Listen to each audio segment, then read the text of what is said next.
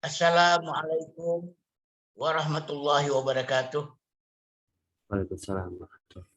Alhamdulillah, alhamdulillahilladzi hadana li hadza wa ma kunna linahtadiya laulan hadanallah. Asyhadu an la ilaha illallah wahdahu la syarikalah wa asyhadu anna Muhammadan abduhu wa rasuluhu la nabiyya ba'dah. Allahumma shalli wa sallim ala nabiyil karim sayyidina Muhammad wa ala alihi wa ashabihi wa man tabi'ahum bi ihsan ila yaumiddin. Faqala Allah Ta'ala fi kitabil karim, a'udzu billahi minasyaitonir rajim. Al-malu wal banuna zinatul hayatid dunya wal baqiyatus salihatu khairu inda rabbika thawaban wa khairu amala. Shadaqallahul azim. Bapak Ibu sekalian, jamaah subuh yang dimuliakan Allah.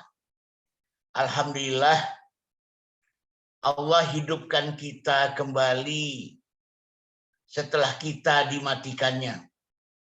Dan kepada Allah kita dikembalikan. Ada yang menarik pada manusia, walaupun nyawa masih dikandung badan, tetapi ketika roh Allah angkat, maka manusia itu dianggap telah mati. Karena apa? Karena hakikat kemanusiaan itu terletak pada rohnya. Cukuplah manusia itu dikatakan mati ketika itu rohnya diangkat oleh Allah. Baik, pada waktu pagi ini kita akan membahas tentang kedudukan anak dalam Al-Quran. Anak sebagai investasi akhirat. Tadi kita sudah membahas, sudah membacakan, mentilawahkan surah Al-Kahfi ayat ke-46. Di mana Allah mengatakan harta dan anak-anak adalah perhiasan kehidupan dunia. Di dalam ayat yang lain Allah ingatkan kembali. Zuyyina linnasi hubbus syahawat minan nisa'i wal banin wal qanatiril muqantarati minadh dhahabi wal fiddah wal khailil musawwamati wal an'ami wal harath. Dzalika mata'ul hayatid dunya. Wallahu indahu husnul ma'ab. Salah satu kedudukan anak dalam Al-Quran adalah bahwa dia itu perhiasan dunia. Zuyina. Dijadikan perhiasan pada manusia kecintaan yang sifatnya syahwat. Kecintaan yang sifatnya naluriah. Terhadap wanita, anak-anak. Harta perhiasan berupa emas dan perak. Kuda-kuda tunggangan. Binatang ternak. Dan tumbuh-tumbuhan, tanam-tanaman. Semuanya itu perhiasan kehidupan dunia. Dan kepada Allah lah tempat kembali yang sebaik-baiknya. Maka jamaah sekalian, manusia secara naluriah menjadikan anak-anak itu sebagai kecintaan. Sebagai kecintaan, dia bisa berfungsi positif. Dia punya peran juga yang negatif. Yang jelas dikatakan oleh Allah, dia adalah cobaan. Inna auladakum wa azwajakum fitnah. Sebagai cobaan, tinggal bagaimana cara kita mengelolanya. Apakah kemudian dia menjadi barokah bagi kita, menjadi investasi yang menguntungkan bagi akhirat kita, atau bahkan anak-anak itu bisa jadi musuh. Dipastikan oleh Allah. Inna min azwajakum wa auladakum aduwwal lakum. Sesungguhnya di antara istri-istri kamu dan anak-anak kamu itu ada yang menjadi musuh bagi kalian. Fahdharuhum, hati-hati terhadap mereka. Jadi dimensi anak-anak ini dua. Akan menjadi apa mereka bagi kita di akhirat nanti tergantung bagaimana kita memperlakukannya di dunia. Maka ada beberapa kedudukan anak dalam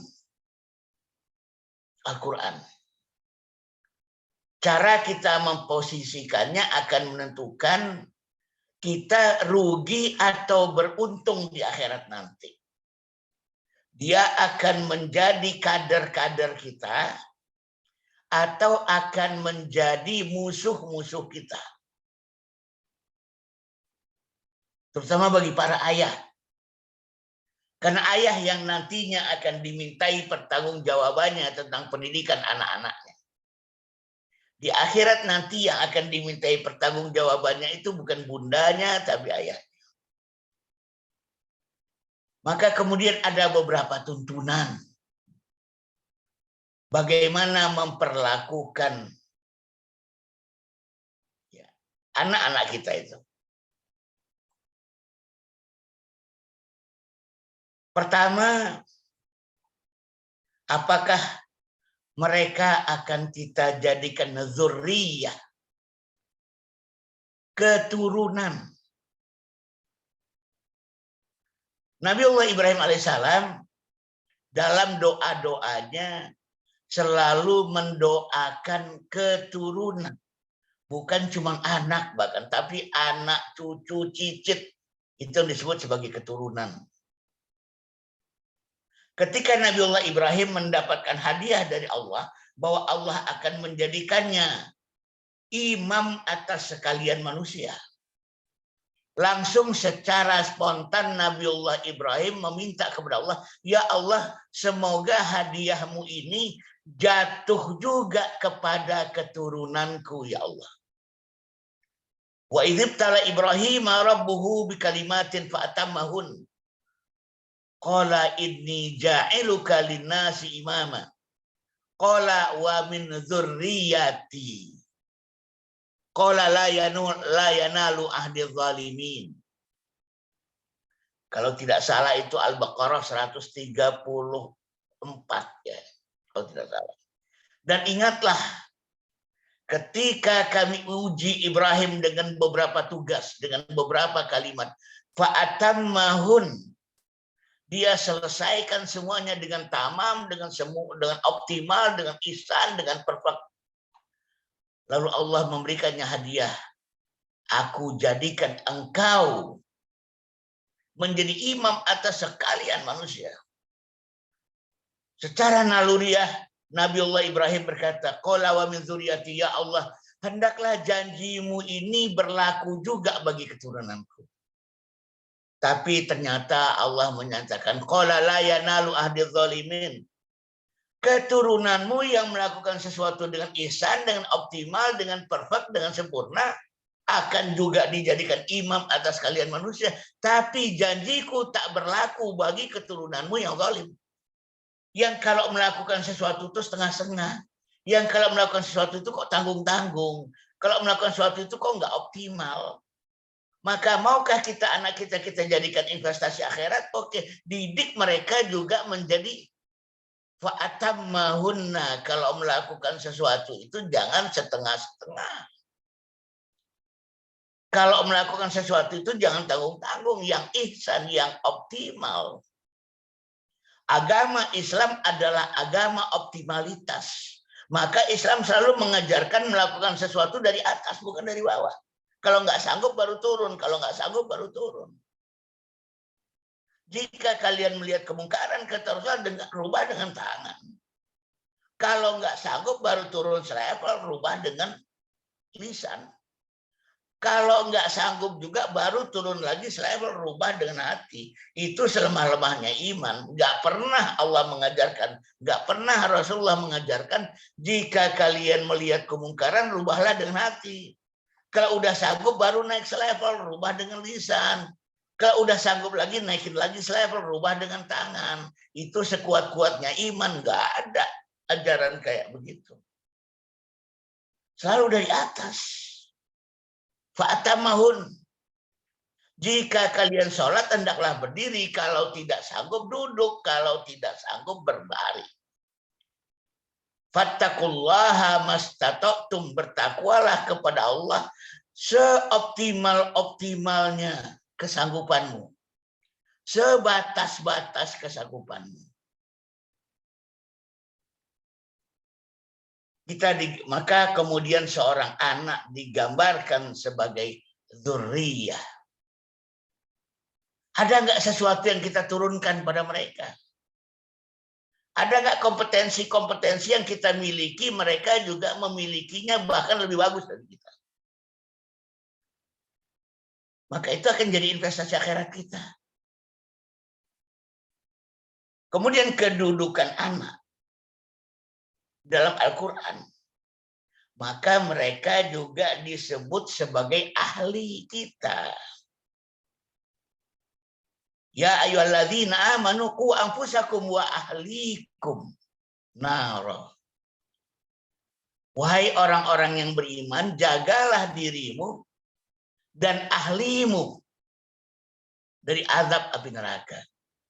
Keluargamu, istri, anak-anak, orang-orang yang di dalam pengelolaan kamu. Kenapa mereka disebut sebagai ahli? Karena pada dasarnya potensi yang kita miliki pun dimiliki oleh anak-anak kita. Karena potensi itu diturunkan, bakat itu diturunkan. Itulah yang menyebabkan kenapa singa itu anaknya tetap singa. Cucunya pasti singa. Cicitnya pasti singa. Nggak mungkin berubah menjadi buaya, menjadi macan, menjadi burung. Mereka disebut ahli kita. Karena mereka lah yang akan menjadi ahli untuk hal-hal yang kita juga ahli padanya. Tentunya lewat investasi, tentunya lewat pendidikan. Maka air cucuran atap jatuhnya ke pelimbahan juga. Buah jatuh tak jauh dari pohonnya. Like father, like son. Jangan kita terjebak pada pemikiran-pemikiran sekuler yang mengatakan anakmu, kamu beda, kamu nggak boleh paksakan mimpi-mimpiku, mimpi-mimpimu padanya. Dia punya mimpi sendiri, mereka punya passion sendiri, mereka punya cita-cita sendiri, mereka punya bakat sendiri. Oh tidak, mereka adalah dzurriyyah kita, mereka adalah ahli kita. Sah hukumnya, halal hukumnya menitipkan mimpi kita pada mereka. Jangan terjebak pada omongan-omongan itu.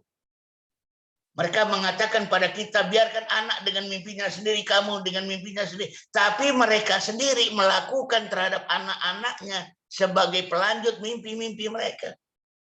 Kita dilarang. Mereka jalan terus. Ahlikum. Dia disebut ahli karena memang dia ahli. Untuk hal-hal yang kita secara potensial juga ahli. Baik menurut teori genetika maupun teori psikologi, memang manusia itu menurunkan pada anaknya. Bakat-bakatnya, potensi-potensinya, karakter-karakter besarnya. Terutama dari ayah. Karakter utama seorang anak itu turun dari ayahnya. Karakter unik dari seorang anak itu turun dari ibunya. Tidak ada salahnya menitipkan mimpi pada anak. Sebagai sebuah investasi. Yang dividennya kita harapkan terus mengalir pada diri kita. Sampai kita berkalang tanah sekalipun. Idza mata ibnu Adam in qata'at a'maluhu illa min salas, kata Rasulullah. Shadaqatun jariyah wal ilmu yuntafa'u bihi wa waladun salihun yad'uhu lah. Jika mati anak Adam, maka putuslah semua amalnya kecuali 3. Investasi itu bisa dalam bentuk sedekahun jariyah, sedekah yang memiliki multiplying effect jariyah. Yang kedua, ilmu yang dimanfaatkan, al ilmu yuntafa'u bih. Tolong jangan diterjemahkan sebagai ilmu yang bermanfaat ya. Tapi ilmu yang dimanfaatkan karena yuntafa. Kata kerja pasif itu. Walaupun kita punya ilmu yang bermanfaat, tapi jika tidak dimanfaatkan, maka dia tidak akan menjadi investasi kita. Dan investasi yang ketiga adalah wawaladun solihun yad'uhulah. Anak-anak soleh yang mendoakannya.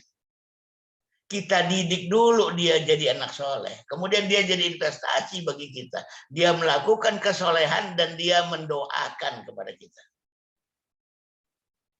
Maka kemudian kedudukan anak dalam Al-Quran adalah ahli kita. Berikutnya, maka dia adalah pewaris. Dia pewaris. Dia mewarisi mimpi kita, harapan kita, cita-cita kita. Boleh nggak sih menitipkan mimpi pada anak? Boleh banget.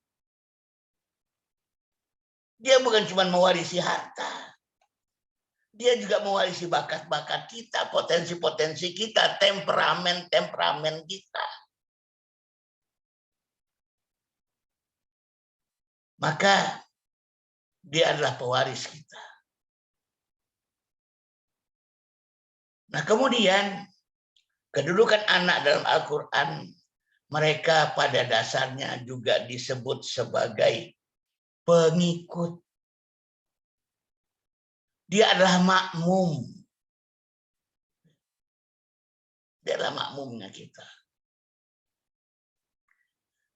Kita adalah imam mereka dan mereka adalah makmumnya kita. Bagaimana merubah anak-anak itu dari anak biologis menjadi anak ideologis? Kita menjadi linasi imama, kata Allah dalam Al-Quran. Menjadi imam atas sekalian manusia, terutama anak-anak kita. Maka mereka perlu menjadi makmum kita. Pilihannya adalah menjadi musuh kita atau menjadi pengikut kita. Itu tergantung dari bagaimana kita berinvestasi. Kalau kita tidak menganggap anak-anak itu adalah investasi kita, dia akan menjadi musuh kita. Tapi kalau kita menganggap dia adalah investasi, maka dia perlu berubah dari anak biologis menjadi anak ideologis. Mereka adalah kader kita. Dan mereka perlu dikader. Mereka perlu ditakwin. Khair ummah itu tidak pernah gratis. Tidak ada antum khair ummah. Yang ada adalah kuntum khairu ummah. Hendaklah menjadi. Kuntum khairu ummah. Maka di ayat 104 dari surat Al-Imran itu dikatakan wal takun minkum ummah yad'una ilal khairi wa ya'muruna bil ma'rufi wa yanhauna 'anil munkari wa ulaika humul muflihun.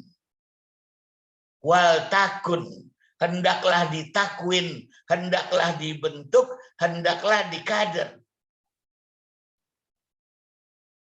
Sebagian di antara kalian satu umat yang menyeru pada kebaikan, memerintahkan yang ma'ruf, mencegah dari yang mungkar, dan mereka adalah orang-orang yang beruntung. Menjadi investasi yang menguntungkan di akhirat nanti. Ini ada pilihan. Ajaran-ajaran yang merusak pada diri kita sekarang adalah ajaran yang mengatakan biarkan seorang anak menjadi dirinya sendiri. Seakan-akan harimau tidak beranak harimau. Seakan-akan kucing itu anaknya bukan kucing. Bapak Ibu sekalian jamaah subuh yang dimuliakan Allah. Mari kita sadari itu. terutama para ayah. Anak Anda adalah keturunan Anda, maka mereka dinasabkan kepada Anda. Fulanah binti Fulan, Fulan bin Fulan. Dia adalah anak dari bapaknya. Anak dari bapaknya. Sampai-sampai dalam surat At-Tolak, Allah menyatakan bahwa seorang perempuan yang menyusui anaknya berhak meminta upah pada suaminya karena dia telah menyusui anak dari suaminya. Seakan-akan itu bukan anaknya dia. Maka sekali lagi, posisi mereka dalam Al-Quran adalah pengikut.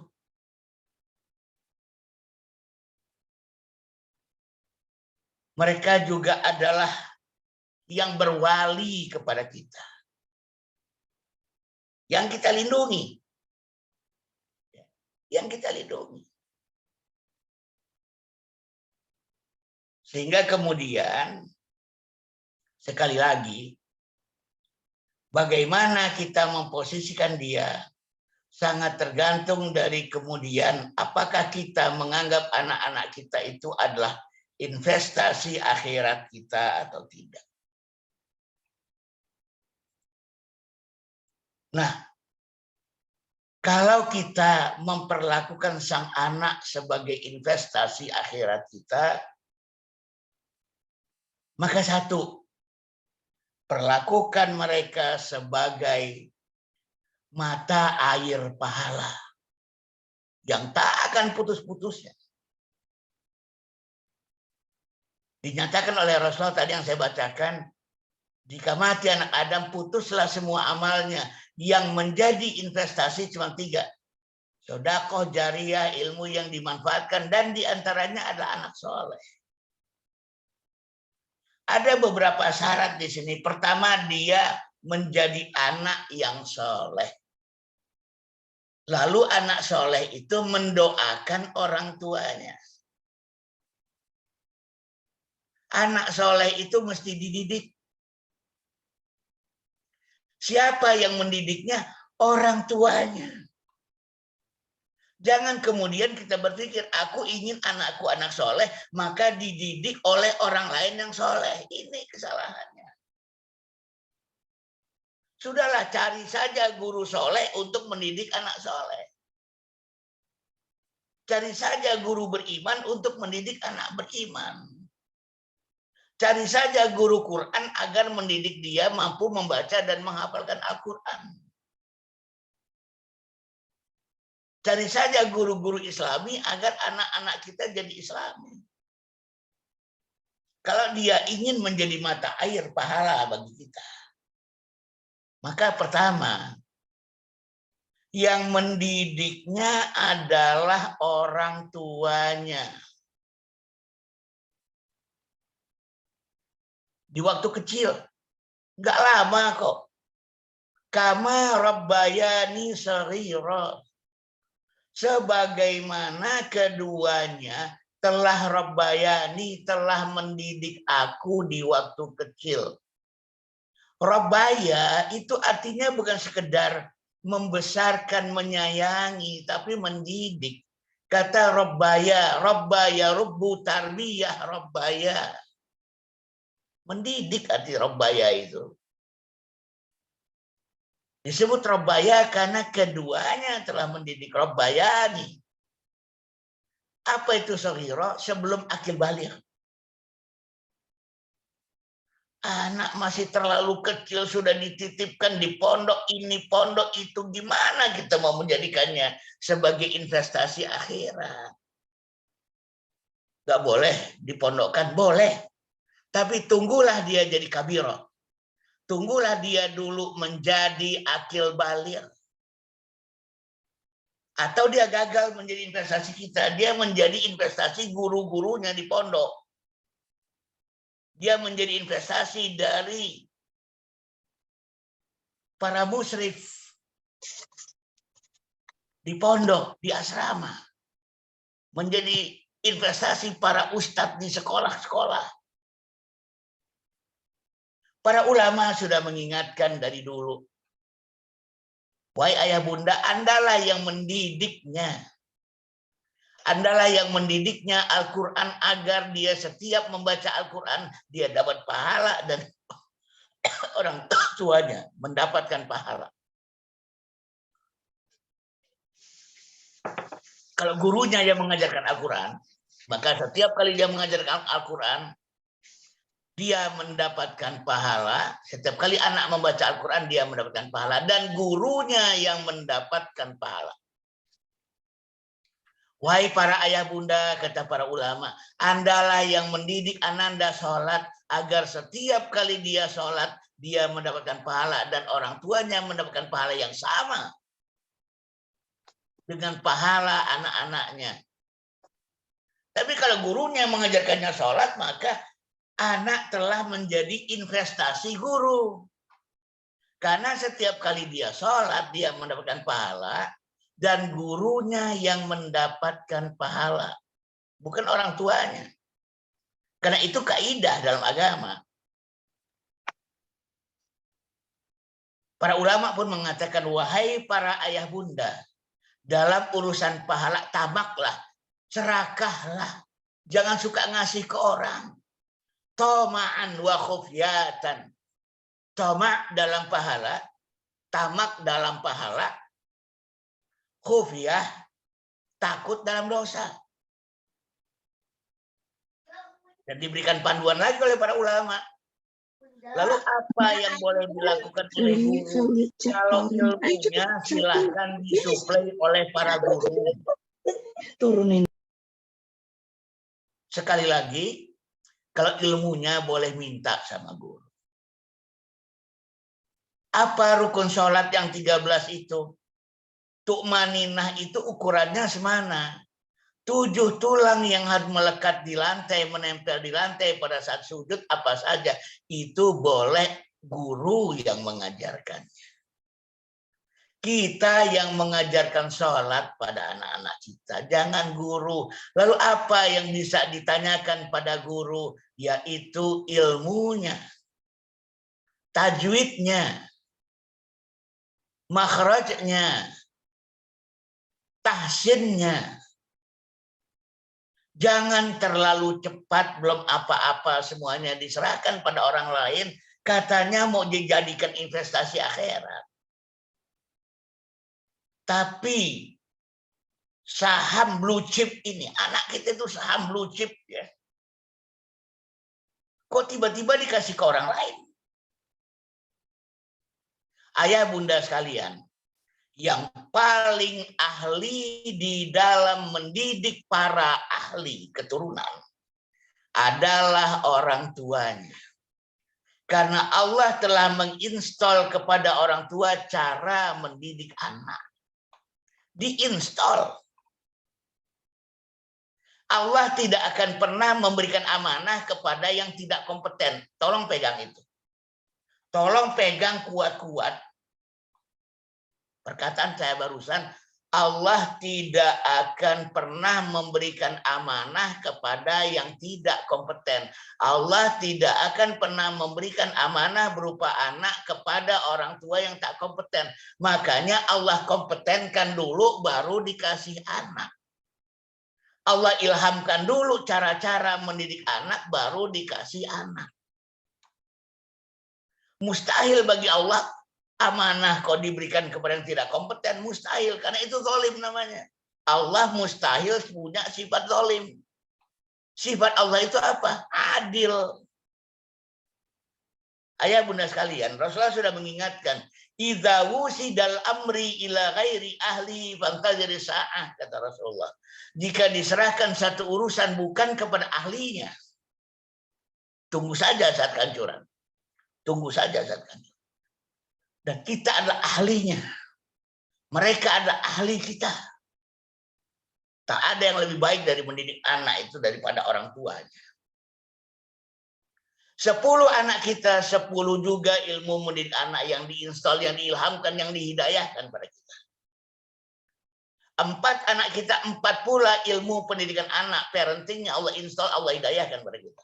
Kepada siapa? Pada ayahnya, bukan pada bundanya. Bagaimana ayah itu mengeluarkan yang terinstall tadi inside out, dan bunda bertanya pada ayah. Sekarang boro-boro setiap ayah bunda bertanya kepada ayah tentang pendidikan anak, ayah malah bilang bunda lebih tahu, lebih rajin ikut parenting. Kok begitu? Ayah ini mas'ul. Apa itu mas'ul? Tempat bertanya. Ayah ini sang penjawab, makanya dia disebut mas'ul. Dia tukang jawab itu, alias penanggung jawab. Maka para bunda adalah sa'il-sa'ilah, penanya. Paksa ayah menjawab pertanyaan tentang anak. Kenapa dipaksa? Agar keluar yang di dalam itu. Agar yang di dalam itu keluar itu mesti terpaksa, dipaksa. The power of kepepet manusia, setiap kali dia kepepet, semua yang dia punya di dalam keluar semua. The power of kepepet. Ketika manusia berhadapan dengan deadline, semua kapasitasnya keluar. Deadline itu bahasa Arabnya ajal. Ketika kita mengingat ajal, ketika kita mengingat deadline kita, semua ilmu kita keluar. Maka kata Rasulullah, manusia yang paling cerdik adalah yang selalu mengingat-ingat ajal. Manusia yang paling cerdik kata Rasulullah yang selalu mengingat-ingat deadline. Setiap kali mengingat deadline, semua kapasitas itu keluar. Jangan pernah berkata bahwa aku tak sanggup mendidik anak. Jangan. Enggak pernah Allah itu memberikan amanah kepada yang tidak sanggup. Aku ini bodoh. Bagaimana kalau aku titipkan anak-anakku kepada yang pintar? Tidak ada yang lebih pintar dalam mendidik anak kecuali sang ayah bunda.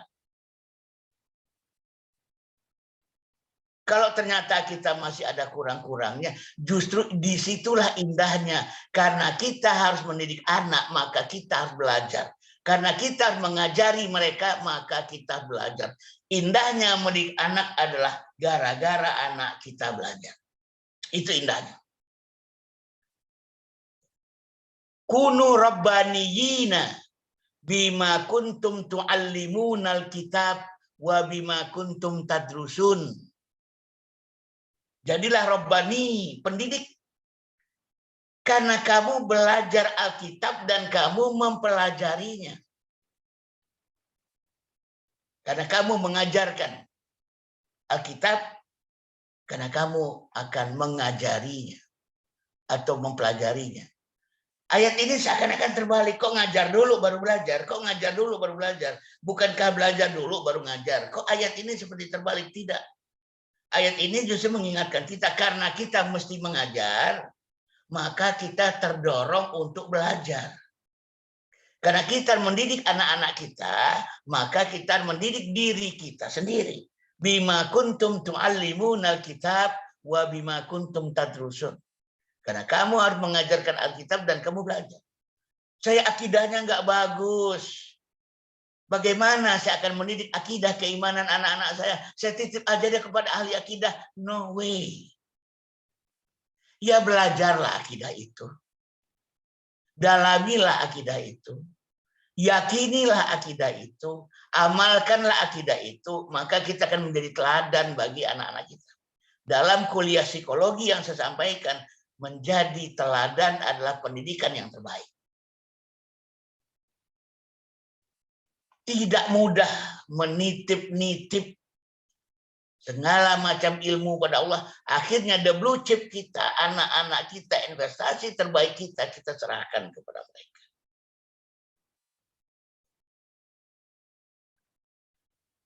Kemudian, kenapa anak sebagai investasi akhirat? Karena nanti akan ada pertanggungjawaban.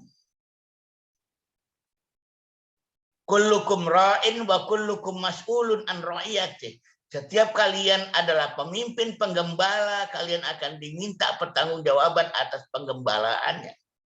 Ya ayyuhalladzina amanu qu anfusakum wa ahlikum nar. Wahai orang-orang yang beriman, jagalah dirimu dan keluargamu dari azab api neraka. Karena nanti akan ada pertanggungjawaban. Nanti akan ada pengumuman apakah kita beruntung atau merugi. Maka kita diminta untuk menjadikan anak itu investasi. Di akhirat nanti anak itu akan melemparkan segalanya pada ayahnya. Kenapa kamu durhaka? Kata Allah, natabi'u aba'ana, kami hanya mengikuti ajaran dan perangai bapak-bapak kami. Dalam satu hadis riwayat Hakim dan Tabrani, Rasulullah mengingatkan, sejengkal anak gadis kita keluar rumah tak menutup aurat, sejengkal pula ayahnya dekat dengan pintu jahanam. Bagaimana status investasi kita ini? Apakah anak kita akan mendekatkan kita sejengkal demi sejengkal kepada Jannatul Firdaus, kepada surga Firdaus, atau sejengkal demi sejengkal membawa kita kepada jahanam? Sangat tergantung dari bagaimana kita mendidiknya di dunia. Ayah tidak bisa mengatakan, wahai bunda, aku kan sibuk kerja. Kenapa anak kita itu hamil di luar nikah? Kamu ngapain aja di rumah?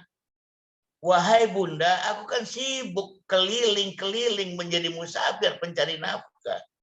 Kenapa anak kita jadi pengguna narkoba? Kamu kemana aja gitu.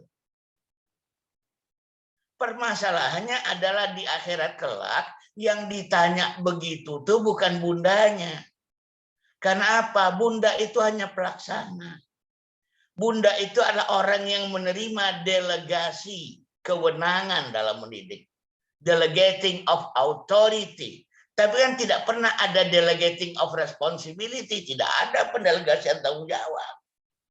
Yang bisa didelegasikan adalah otoritas-otoritas itu dipegang oleh bunda dalam mendidik anak. Tapi responsibility-nya nanti di akhirat itu tetap di tangan para ayah. Maka ingat, karena ada hari pertanggungjawaban, di situ kita mendapatkan kitab laporan hasil investasi kita. Apakah akan kita terima dari arah kanan atau akan kita terima dari arah kiri? Kita terima kitab hasil investasi itu dari kanan, beruntunglah kita. Maka kemudian Rasul juga mengingatkan, la an yahdiyallahu bika rajulan wahidan khairul laka minad dunya wa ma fiha. Jika Allah memberikan hidayah pada seorang manusia melalui perantaraan dakwah dan pendidikan kamu, itu lebih baik bagi kamu daripada dunia dan segala isinya. Seandainya anak kita menjadi anak soleh, kita didik dia, kita dakwahi dia, lalu Allah jadikan dia anak soleh. Khairul laka minad dunya wa ma fiha. Lebih baik bagi kalian daripada dunia dan segala isinya. Rajulan wahidan. Satu manusia.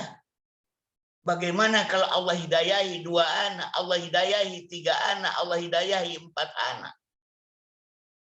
1 anak saja lebih baik daripada dunia dan segala isinya. Luar biasa investasi akhirat bagi anak kita itu. 1 anak. Rajulan wahidan. Bagaimana kalau salisan? Sampai-sampai digambarkan dalam satu hadis, seorang ayah, pasangan ayah bunda, dia diberikan amanah kepadanya 2 anak perempuan yang dididik dengan baik, maka Allah jamin atasnya surga. Luar biasa investasi. Mendidik 2 anak gadis yang memang luar biasa sekarang. Mendidik anak laki-laki juga luar biasa sekarang di zaman LGBT ini. Sekarang bertubi-tubi informasi perundungan terhadap anak. Di pondok-pondok dan sebagainya, di tempat-tempat, di sekolah-sekolah, macam-macam. Terakhir di Tasikmalaya, seorang anak 11 tahun meninggal setelah dipaksa oleh temannya menyetubui seekor kucing. Tanggal 18 kemarin, 18 Juli dia meninggal. Lalu divideokan. Karena apa?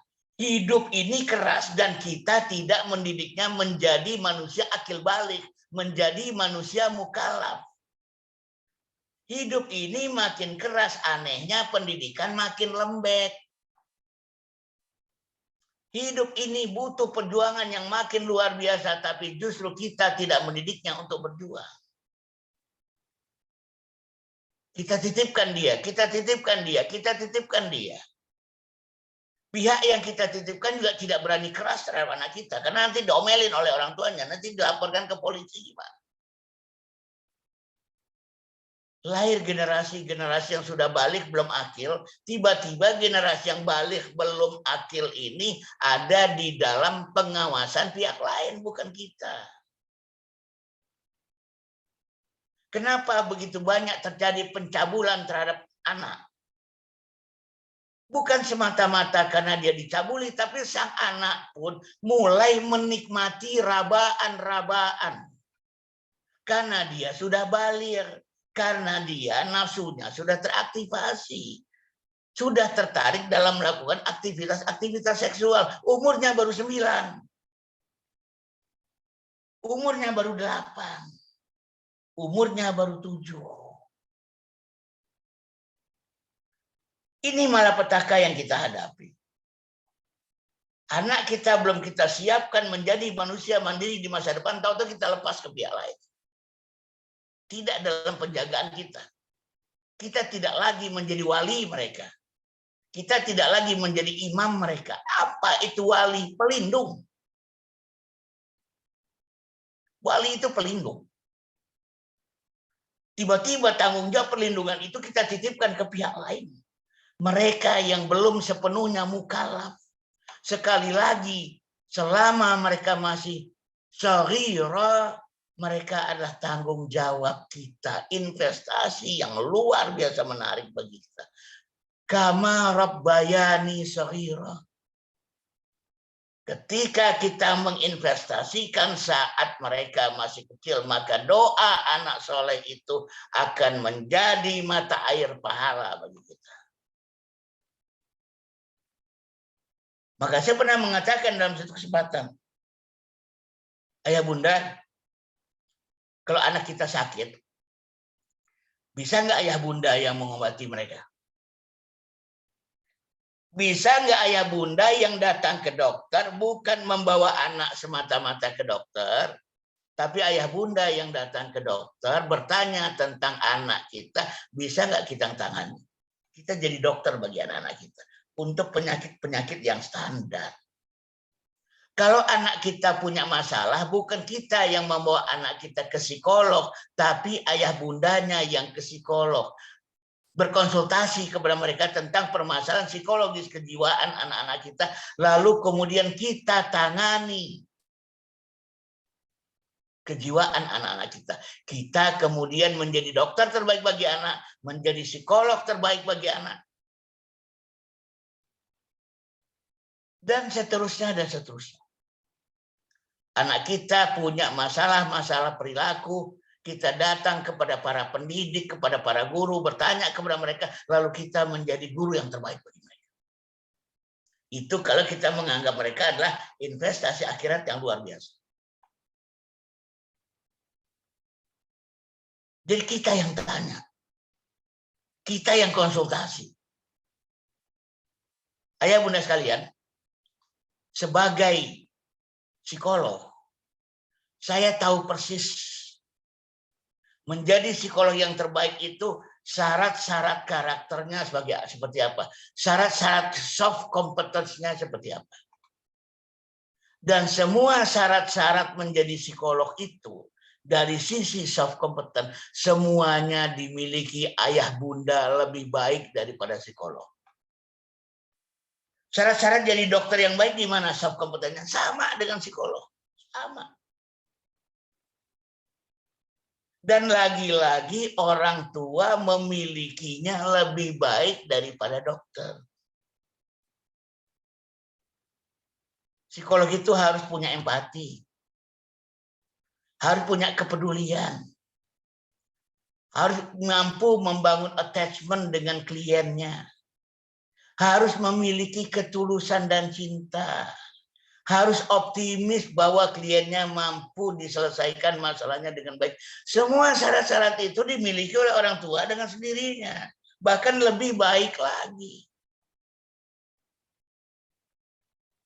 Sayang sekali kalau kemudian para orang tua terlanjur beranggapan bahwa aku ini nggak ada apa-apanya. Nah demikian. Yang ketiga, kalau ingin menjadikan anak sebagai investasi akhirat, sekali lagi jadikan mereka kader. Jadikan mereka bukan semata-mata anak biologis, tapi menjadi anak ideologis. Jadikan mereka pengikut dan penganut orang tuanya dalam Islam.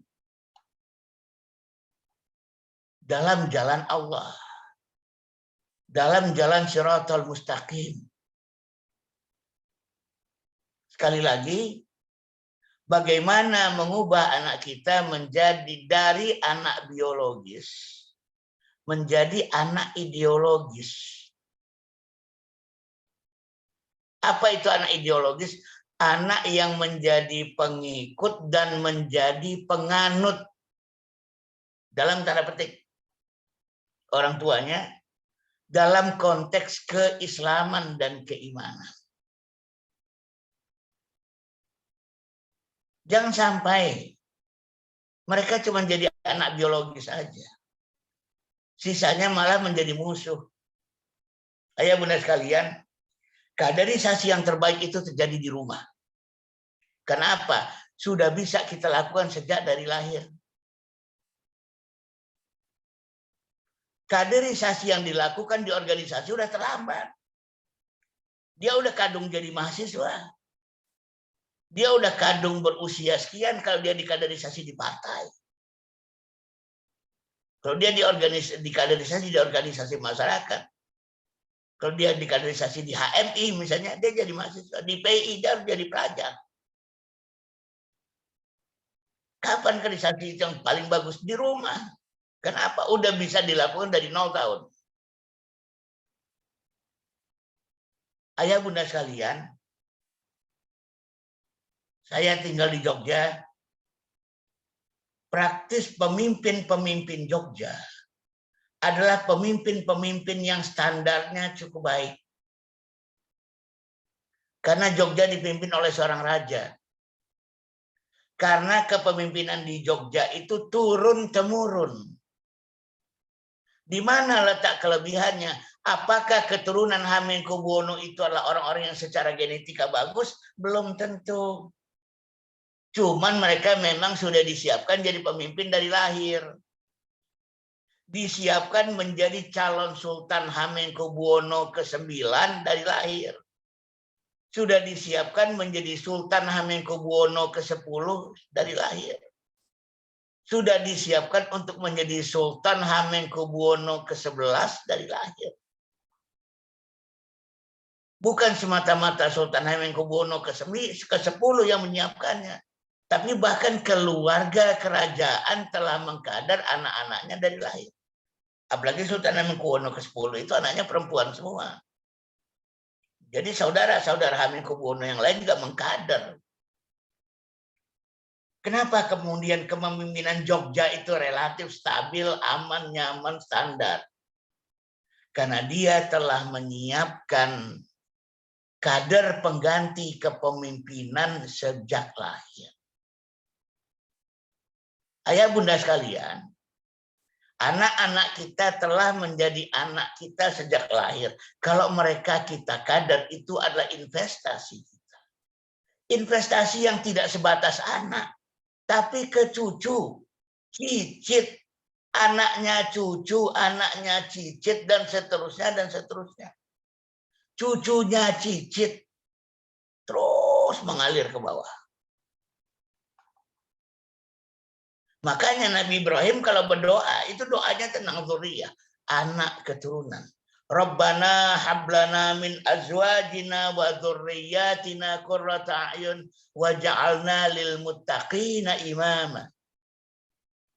Ya Allah, ya Rabb kami, karuniailah kepada kami istri-istri, pasangan-pasangan hidup, dan anak-anak yang menjadi anak keturunan, ya dzurriyyatina qurrata a'yun, yang menjadi penyejuk mata bagi kami.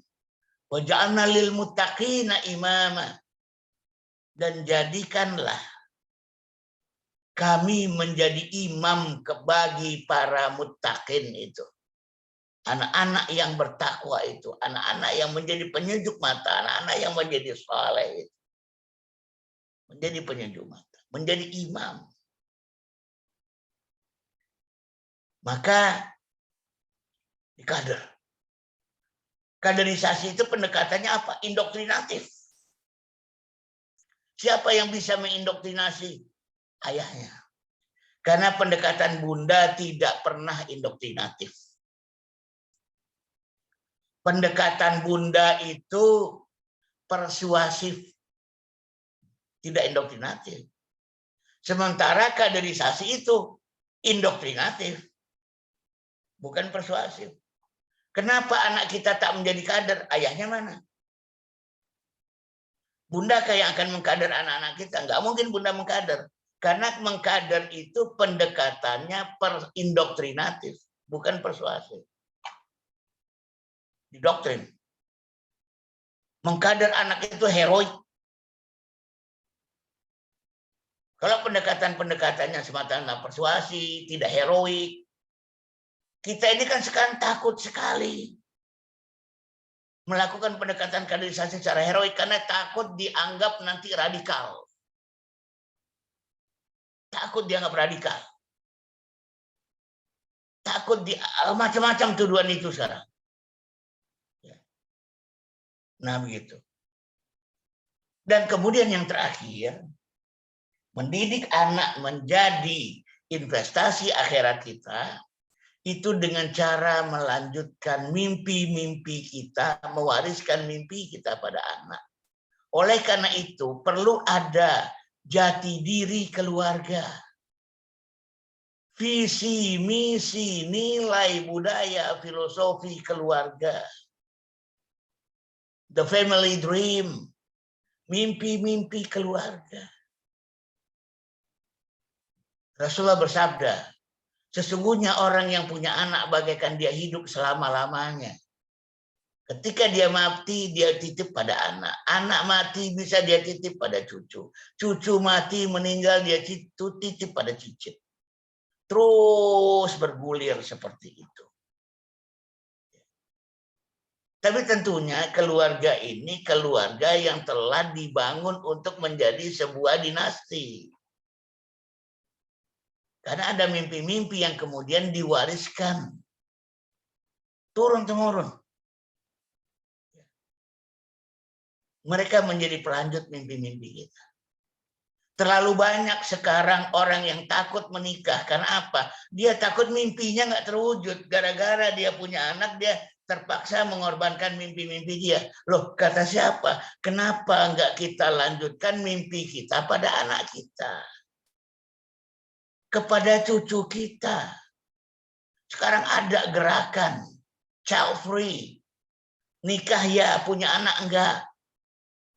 Karena apa? Aku takut semua mimpi-mimpiku nggak bisa aku laksanakan gara-gara aku sibuk mendidik anak, mengurusi anak. Kepengen S3 jadi nggak sempat, kepengen ini jadi nggak sempat. Padahal anak itu adalah tempat kita melanjutkan mimpi-mimpi tersebut. Dan tidak ada pengorbanan yang sia-sia dan rugi dalam pendidikan anak. Lagi pula mimpi-mimpi kita bisa wujudkan nanti di akhirat kok. Ya. Akhirat itu panjang tanpa akhir. Tapi kita terlalu duniawi, kita terlalu sekuler. Seakan-akan mimpi kita hanya akan kita wujudkan dalam umur dunia yang terbatas. Sehingga kemudian punya anak itu merugikan. Bisa membuat mimpi-mimpi kita itu nggak jalan, mentok. Ingat, ayah bunda, belajarlah dari kisah Nabi Yusuf. Nabi Yusuf itu punya mimpi. Mimpinya adalah 11 bintang, bulan, dan matahari bersujud padanya. Kapan mimpi Yusuf itu terwujud? Ketika Yusuf justru sedang asik mewujudkan mimpi orang lain, mimpi raja. Ketika dia asik mewujudkan mimpi raja tentang musim paceklik dan musim subur itu, saat itulah 11 bintang, bulan, dan matahari pada akhirnya sujud kepada Yusuf. 11 orang saudaranya, ayahnya, dan ibunya sujud kepada Yusuf di negeri. Kapan? Justru ketika Yusuf sedang asik mewujudkan mimpi raja, bukan mimpinya sendiri. Percayalah, mimpi kita akan terwujud ketika kita asik mendidik anak-anak kita. Ketika anak kita asik mendidik cucu kita, ketika cucu kita asik mendidik cicit kita, dan sebagainya. Yakinkan pada anak-anak kita, nah ketika kalian mewujudkan mimpi orang tua kalian, saat itulah mimpi kalian akan terwujud. Di Masjid Salman ITB tahun 2003 pernah saya ditanya, apa mimpi Bang Aad yang ingin Bang Aad wujudkan di Salman? Saya bilang enggak, saya datang ke sini untuk mewujudkan mimpi Salman. Apakah Bang Aad nggak punya mimpi sendiri? Punya. Tapi saya percaya, saat saya asik mewujudkan mimpi Salman, saat itu mimpi-mimpi saya terwujud. Dan terbukti, sangat terbukti, bahwa mimpi-mimpi saya itu terwujud lewat Masjid Salman saat saya sedang fokus berpikir tentang bagaimana membantu mewujudkan mimpi Salman. Nah baik, ayah bunda sekalian, kita masih cukup waktu, mudah-mudahan sedikit untuk melanjutkannya dengan sesi tanya jawab.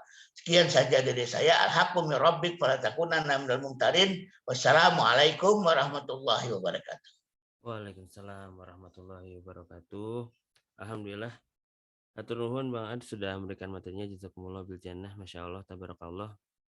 Bapak Ibu Mujahid Mujahidah, barusan sudah kita simak bersama materi tentang anak sebagai investasi ya. Cukup banyak hal-hal yang bisa kita ambil hikmahnya, masya Allah, dan kita bisa praktekkan juga sebagai orang tua dalam mendidik anak ya tadi, masya Allah. Dan juga ditutup dengan bahasan mimpi, ya, bagaimana kita bisa mewujudkan mimpi kita ketika dalam mewujudkan mimpi pihak lain ataupun menitipkan mimpi tersebut kepada anak-anak kita. Baik, silakan Bapak Ibu, sebelum tanya jawab ini untuk mengisi absensi seperti biasa, ada di link ataupun di aplikasi, silahkan ya. Juga izin menginformasikan untuk memberikan infak terbaik di rekening yang sudah ada. Baik, silahkan yang hendak bertanya bisa langsung raise hand ataupun drop di chat ya. Ini sudah ada masuk dari Ibu Ipah Syarifah. Assalamualaikum, izin bertanya, apakah kondisi dari ayah dan ibunya yang tidak bisa mengoptimalkan fungsinya sebagai ayah dan ibu sudah pasti akan mempengaruhi pertumbuhan perkembangan anak menjadi seorang pemimpin? Bagaimana antisipasi yang harus dilakukan untuk membentuk kepemimpinan anak jika kondisi orang tua tidak mendukung? Pertanyaan pertama, Ustaz, silakan. Ya, baik ya. Nah, jadi keberadaan anak itu bisa menjadi pemacu bagi kita, menjadi pemicu bagi kita untuk menjadi manusia optimal. Salah satu fungsi anak itu adalah memacu orang tuanya. Memacu untuk menjadi lebih baik, menjadi pemacu untuk menjadi lebih optimal, menjadi pemacu untuk menjadi lebih sempurna dari waktu ke waktu. Jadi kita tidak berbicara tentang kalau kami tidak optimal, bisakah anak kami menjadi optimal? Jangan itu dulu. Kita dulu mengoptimalkan diri kita. Maka ada ungkapan aslih nafsaka wad'u ghairaka. Perbaikilah dirimu lalu serulah orang lain. Didiklah anak-anak kita. Jangan belum apa-apa menyerah. Aku nggak optimal, aku nggak cakap, aku nggak total. Karena apa yang telah Allah install itu udah cukup. Tapi bisakah anak kita tetap optimal walaupun kita tetap tidak optimal? Bisa. Karena apa? Anak kita punya akal. Didik akal anak-anak kita. Latih akal anak-anak kita. Sehingga dengan akal itu dia bisa mendidik diri sendiri. Dengan akal itu bahkan dia mampu mengkoreksi pendidikan yang keliru dari orang tuanya. Dengan akal itu dia mampu melakukan self-evaluation, mengevaluasi diri. Makanya saya lebih cenderung, saya tidak tertarik dengan pemikiran-pemikiran yang suka menyalah-nyalahkan orang tua. Nggak setuju saya. Yang luka pengasuhan lah, yang utang pengasuhan lah, yang inner child lah, yang parenting toxic lah. Anak kita itu punya akal sehat. Makanya di dalam Al-Quran, dalam ajaran Islam, setiap kali manusia menyalah-nyalahkan pihak lain atas apa yang dialaminya, setiap manusia menyalah-nyalahkan pihak lain atas kualitas yang dia milikinya, Allah selalu bertanya, afala taqilun? Engkau kemanakan akalmu? Kamu bisa saja anak dari Fir'aun.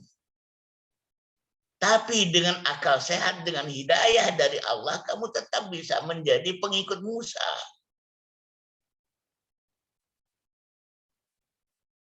Ini yang kita sadari. Ibrahim alaihissalam punya bapak seorang pembuat berhala dan penyembah berhala. Dengan akal sehatnya dia mencari Tuhannya, dan dengan hidayah dari Tuhannya dia menemukan Tuhannya. Karena akal sehat memang tidak akan menemukan, tapi akan mendekatkan. Hidayah akhirnya yang akan membuat dia bertemu dengan Tuhannya. Falamma janna alaihi lailu ra'a kaukaba qala hadza rabbi. Ketika malam datang menjelang, dia melihat bintang gemintang dan dia mengatakan inilah Tuhanku. Falamma afalat qala la uhibbul afilin. Ketika bintang itu kemudian tenggelam, dia berkata, aku tidak akan bertuhan pada yang tenggelam. Falamma ra'al qamara bazighan qala hadza rabbi. Ketika dia lihat bulan yang bercahaya, dia berkata, inilah Tuhanku. Falamma afala qala la illam yahdini rabbi la akunanna minal qaumid dhalin. Ketika bulan itu ternyata tenggelam juga, dia berkata, seandainya aku terdapat hidayah dari Tuhanku, termasuk aku golongan orang-orang yang sesat. Ketika dia melihat matahari, falamma ra'a syamsa bazighatan qala hadza rabbi hadza akbar. Ketika dia melihat matahari terang benderang, dialah Tuhanku, dialah yang paling besar. Ketika ternyata matahari itu tenggelam, dia berkata, ya qaumi inni bari'um mimma tusyrikun. Aku berlindung, berlepas tangan atas apa-apa yang kalian sekutukan. Kita lihat dengan akal sehatnya Nabiullah Ibrahim mencari Tuhannya, mendekati Tuhannya, tapi akal tak mampu membuat manusia bertemu dengan Tuhannya. Yang membuat manusia bertemu dengan Tuhannya adalah hidayah. Lalu dia berkata, inni wajjahtu wajhiya lilladzi fatara samawati wal ardh hanifa wa ma ana minal musyrikin. Jadi sekali lagi di antara yang perlu kita lakukan adalah satu, optimalkan diri kita dulu. Yang kedua, didik akal pikir yang sehat pada anak kita. Dia tetap bisa menjadi anak optimal walaupun orang tuanya tak optimal. Terima kasih. Insyaallah. Baik, jadi dengan pendidikan akal ya, pendidikan akalnya dibentuk sehingga proses-proses yang tadi pun bisa dilakukan gitu ya, Bu Ibah. Atur. Masya Allah, turun Ustaz, jazakallahu khair atas penjelasannya. Baik. Oke, lanjut ke pertanyaan selanjutnya. Ada yang masuk. Bismillahirrahmanirrahim. Izin bertanya, Ustaz. Tadi Ustaz menyebutkan tentang dinasti. Nah, sebenarnya apa yang perlu dilakukan untuk membangun dinasti tersebut dan bagaimana untuk mempertahankannya jika sudah ada, karena terkadang banyak anak yang lebih memilih passionnya daripada dinasti yang dikembangkan orang tuanya. Jadi yang pertama, sebuah keluarga perlu punya jati diri. Sebuah keluarga perlu punya DNA. Sebuah keluarga perlu punya kepribadian. Mereka yang telah menjadi dinasti, mereka itu punya yang namanya DNA keluarga. Maka dinasti Soekarno akan identik dengan politik. Dinasti Baraja dari keturunan Arab itu akan identik dengan guru, ustadz, dosen. Al-Hamid akan identik dengan parfum. Bin Martak akan identik dengan bisnis. Dinasti Carnegie akan selalu identik dengan industri berat. Sementara dinasti Kennedy politik. Di Jepang ada satu dinasti 39 keturunan masih menjalani bisnis ukiran Jepang. Ada satu dinasti yang 19 keturunan masih mengurusi bisnis bunga di Jepang. Tapi dia bangun dulu DNA-nya. Yang kedua, DNA itu kalau sudah dibangun, kemudian kita turunkan, wariskan kepada keturunan kita. Makanya dikatakan perlu ada kaderisasi. Bahwa memang ada passion, tapi ada mission. Passion itu cuma minat kok, besok juga berubah, lusa juga berubah. Nanti ada peristiwa-peristiwa lain juga berubah. Ada passion, ada mission. Ada misi. Ingatkan pada mereka, wa asa an takrahu syai'a wa khairul lakum wa asa an tuhibbu syai'a wa syarrul lakum. Boleh jadi itu bukan passion kalian, tapi itu lebih baik bagi kalian, dan boleh jadi itu bukan passion kalian, tapi justru itu yang buruk bagi kalian. Allah mengetahui apa-apa yang kalian tidak ketahui. Faktanya 83% manusia menjalani hidup bukan passionnya semula kok. 83% manusia. Karena ada kehendak Allah. Manusia ini hamba. Tugasnya adalah melaksanakan passionnya Allah. Bukan semata-mata passionnya sendiri. Tapi nanti dia akan sadar bahwa passionnya Allah itu passionnya dia. Wa ma tasyauna illa ayyasha Allah. Tidaklah kamu berkehendak kecuali sesuai dengan kehendak Allah. Tidaklah kamu punya passion kecuali sesuai dengan passionnya Allah. Penelitian alumni ITB beberapa tahun yang lalu membuktikan bahwa 73% sarjana ITB merasa dirinya salah jurusan, salah passion, dan seterusnya, dan seterusnya. Nah, jadi mari, passion itu tidak untuk didewa-dewakan. Seandainya waktu kita masih panjang, saya akan cerita tentang passion saya dulu. Yang jelas psikologi bukan passion saya. Apalagi yang namanya parenting, ya Allah. Nilai saya tuh jelek terus dulu. Tentang psikologi perkembangan anak, psikologi pendidikan anak. Nggak lulus lagi, kuliah lagi, nggak lulus lagi, kuliah lagi. Gara-gara sering nggak lulus, akibatnya sering kuliah. Gara-gara sering kuliah, ilmunya nempel. Gara-gara ilmunya nempel, yang dulu bukan passion saya, sekarang saya jalani. Dan saya mencintainya. Saya mencintai psikologi. Saya mencintai parenting. Yang sama sekali dulu nggak gue banget. Nah, baik itu ya, terima kasih. Oke, insya Allah. Jadi memang prioritas ya, Bang Adi, ininya apa? Tentang misi keluarganya untuk membangun dinasti. Baik, nuhun. Lanjut ke pertanyaan selanjutnya, ada yang masuk.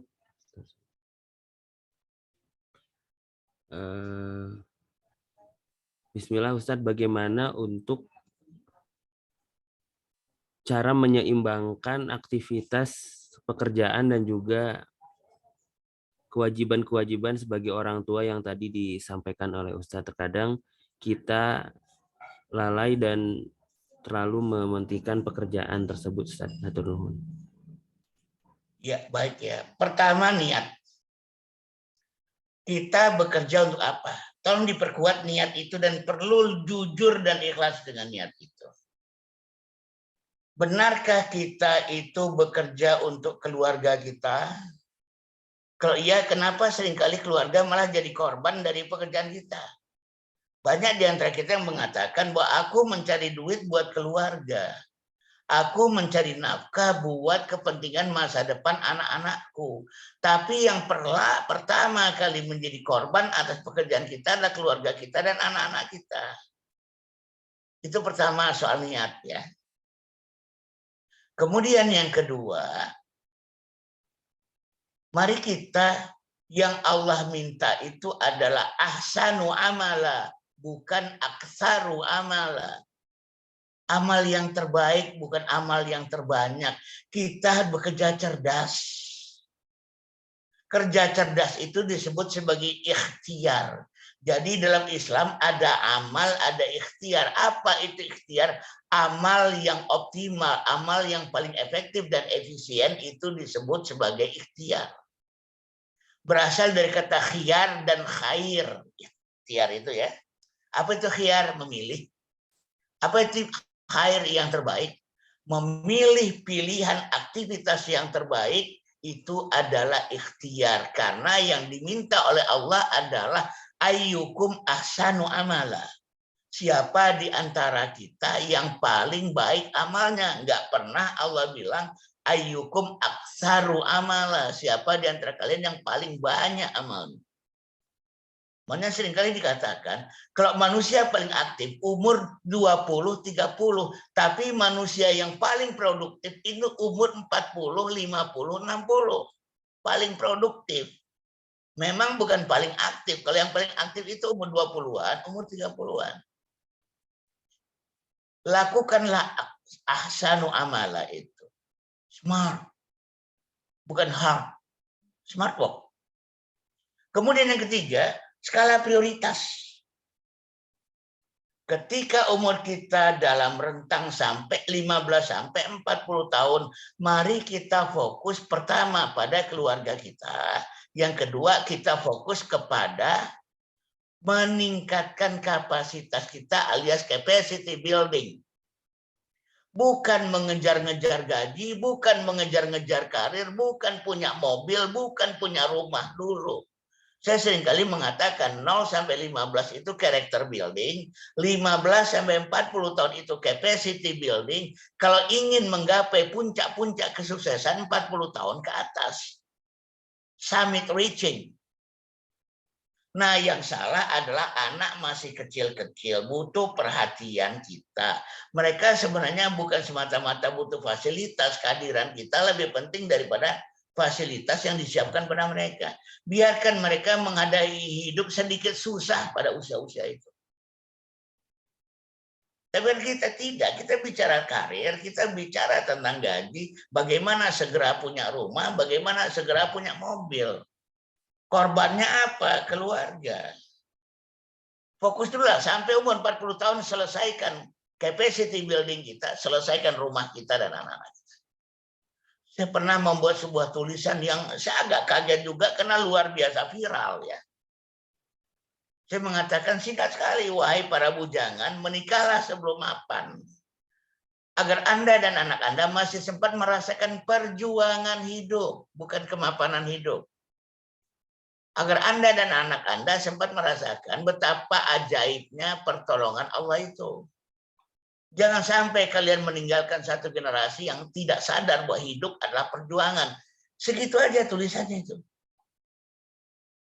Mendidik anak berjuang bukan mendidik anak dengan fasilitas.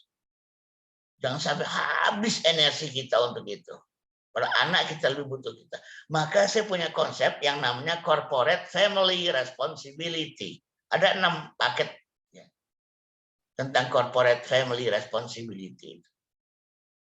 Di antaranya adalah ketika sebuah perusahaan bersepakat masa terbaik mengejar karir dan sebagainya itu 40 tahun ke atas, maka kualitas pendidikan anak yang kita dilakukan di rumah menjadi tabungan untuk perusahaan. Dia akan dapat token keberhasilan yang mendidik anak. Dan token itu akan diganti dengan karir, tapi di atas 40. Token itu akan diganti dengan prestasi dan gaji, tapi di atas 40. Jadi ada token-token yang didapatkan karena keberhasilan dalam pendidikan anak. Itu hal yang juga harus kita lakukan. Kemudian banyak cara lain. Sambil tetap bekerja, sambil tetap mendidik. Nah ini kalau saya ceritakan mungkin akan cukup panjang. Karena ada yang materi yang namanya remote fatherhood, ya, menjadi ayah dari jarak jauh.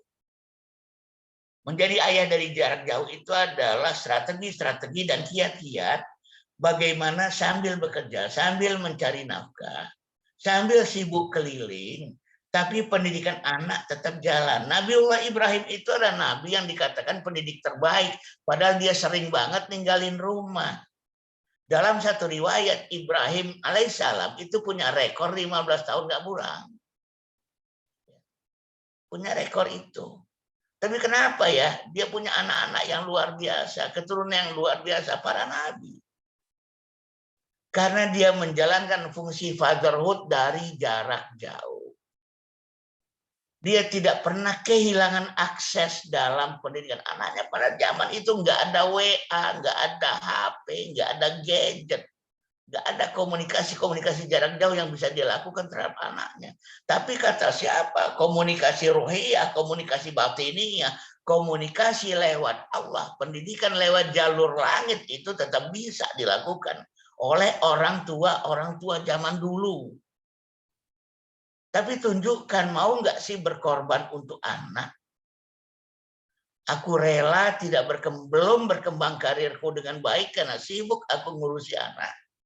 Padahal teman-temanku udah punya rumah, punya mobil, jabatan mentereng, karir mentereng. Siap nggak? Saat saya berumur 37-38 tahun, saya juga dicela oleh teman-teman. Kok kamu umur segini, hidupanmu masih susah sih? Kamu nggak fokus sih? Syarat sukses itu 3, fokus, dan kamu tidak fokus. Teman saya mencela saya. Saya bilang, ya, saya setuju untuk sukses itu fokus. Tapi saya belum kepengen sukses, boleh dong nggak fokus. Saya akan lebih fokus untuk mengembangkan diri dan mengurusi keluarga. Nanti umur 40, saya baru bicara tentang fokus. Saya baru punya mobil umur 42 tahun. Baru punya rumah umur 49 tahun. Nggak ada yang percaya. Tapi ketika kita sudah capacity building dengan baik, itu teman-teman yang udah duluan maju itu bisa disusul. Bisa disusul. Saya umur 42 tahun, nyicil mobil setahun. 49 tahun saya beli rumah cash. Ternyata bisa. Nah, ayah bunda sekalian, Bapak Ibu jamaah sekalian rahimakumullah, itu mesti kita lakukan. Masih ada beberapa hal yang lain, tapi coba jaga 3 itu saja. Baik, terima kasih. Al-haqqu min rabbik, fala takunanna minal mumtarin. Kalau ada kesalahan saya mohon maaf. Bila taufiq wal hidayah. Assalamualaikum warahmatullahi wabarakatuh. Waalaikumsalam warahmatullahi wabarakatuh. Jazakumullah jannah Ustaz Ardian Rusfi yang telah memberikan materinya pada pagi hari ini. Jangan lupa Bapak Ibu untuk mengisi absen dan juga infak ya di rekening BP yang telah di. Baik, mari kita tutup dengan bersama baca alhamdulillah. Alhamdulillahirabbil alamin dan waqafartu majlis subhanakallahumma wa bihamdika asyhadu an la ilaha illa anta astaghfiruka wa atubu ilaik. Jazakumullah bil jannah. Sekali lagi kami ucapkan kepada Bang Ad, Assalamualaikum warahmatullahi wabarakatuh. Waalaikumsalam warahmatullahi wabarakatuh. Bapak Ibu menyampaikan terima kasih kepada Bang Ad. Saya izin keluar ya. Ya, betul. Assalamualaikum.